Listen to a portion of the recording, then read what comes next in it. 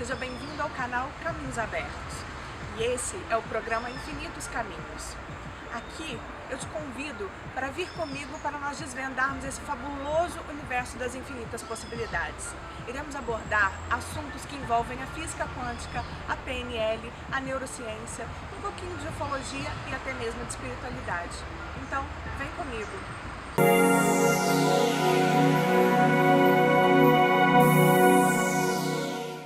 Hoje nós não temos um tema específico.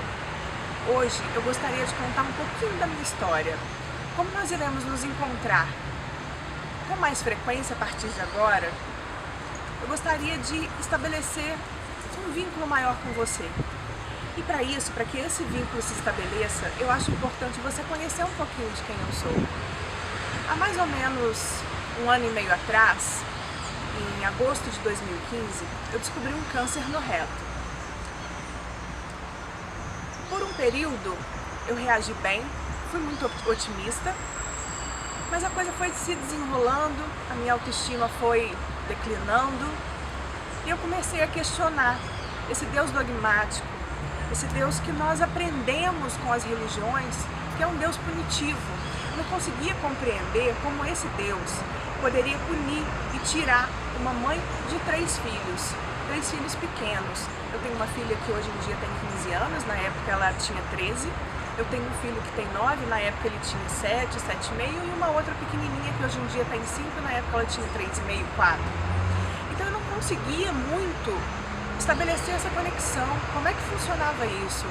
Eu vinha de uma vida, como todos nós, nesse planeta denso, nesse planeta de provas e expiações, sempre lidando um dia atrás do outro, passando por tantos conflitos, por tantos percalços, logicamente com muitas coisas boas, muitos momentos alegres, enfim, mas também muitos momentos de superação, como todos nós, como todos vocês. E eu não conseguia entender. Eu sempre achei que existiria um pote de ouro no fim do arco-íris. Eu sempre achei que o fim da estrada seria mais suave, mais leve, e não conseguia compreender como que já haveria o final da minha estrada, como eu deixaria tudo para trás, uma história que não havia sido completada ainda. Afinal de contas, a gente nunca completa a nossa história, nós estamos sempre seguindo. E as coisas sempre surgem, esse é o ciclo da vida, que sempre se renova dia após dia. Então eu questionei muito esse Deus e entrei num processo depressivo onde eu fui, de certa forma, no fundo do poço.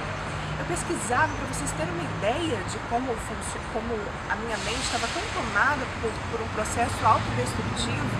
Isso também vem de como se processa a quimioterapia, a radioterapia, essa questão com a autoestima, envolve essas questões, esses dogmas religiosos.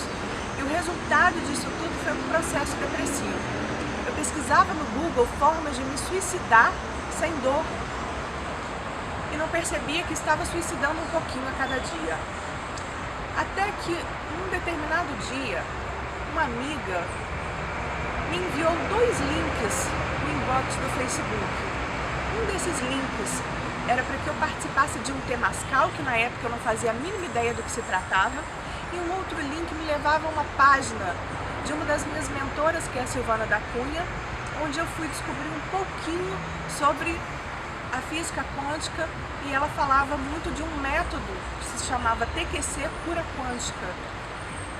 A princípio eu achei interessante, mas não dei um real significado para aquilo.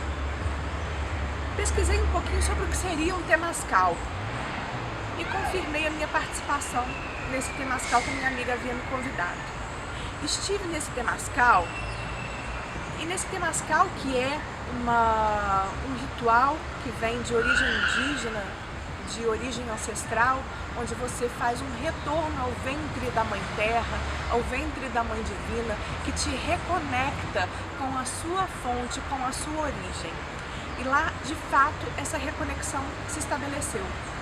E antes de entrar para a tenda, o temascal acontece, forma-se uma tenda, existe a fogueira.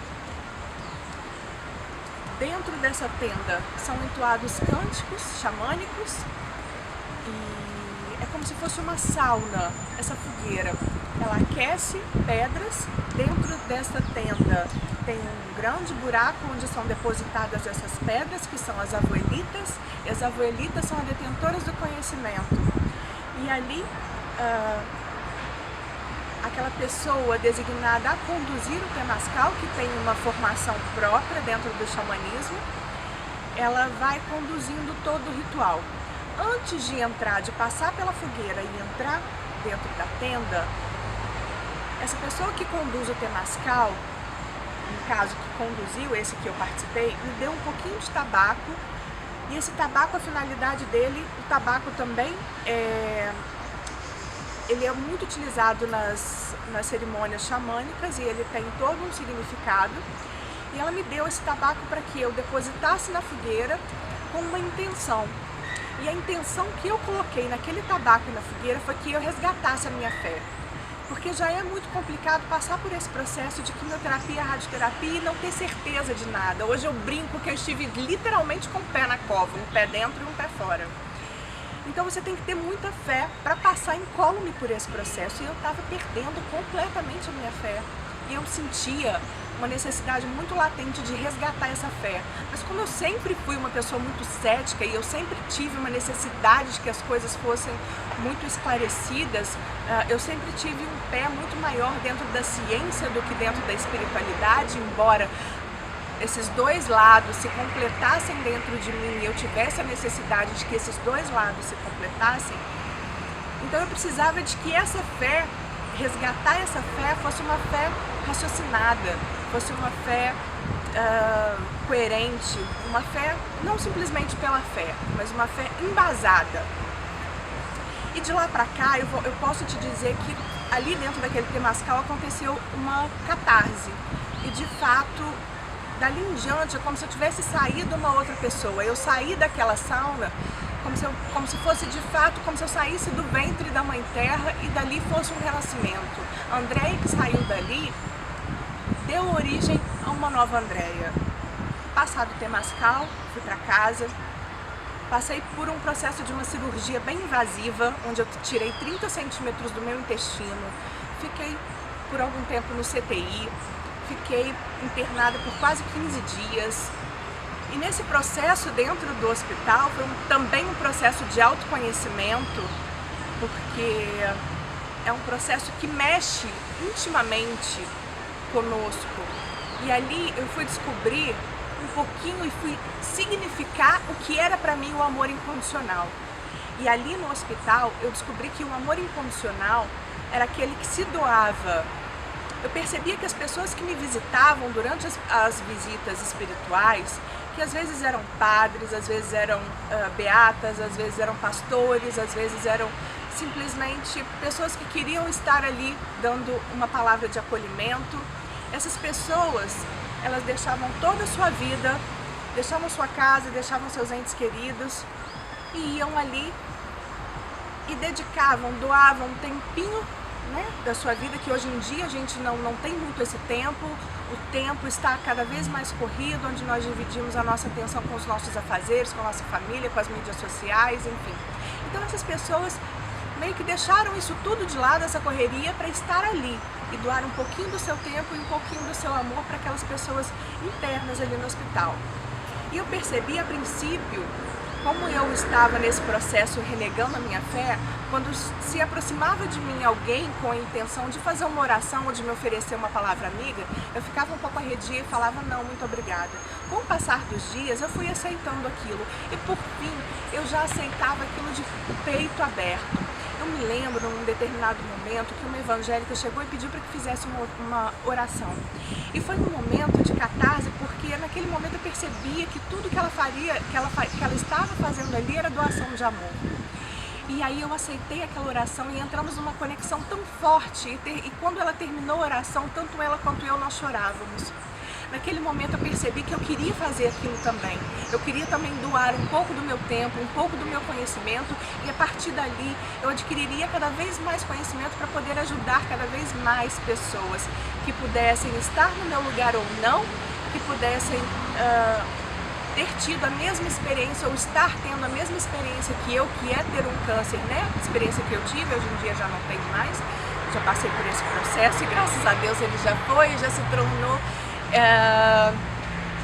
luz. A partir dessa minha recuperação, eu comecei a estudar a física quântica e me apaixonei. E comecei a estudar cada vez mais e mais e mais, e todos os dias eu estudo um pouco.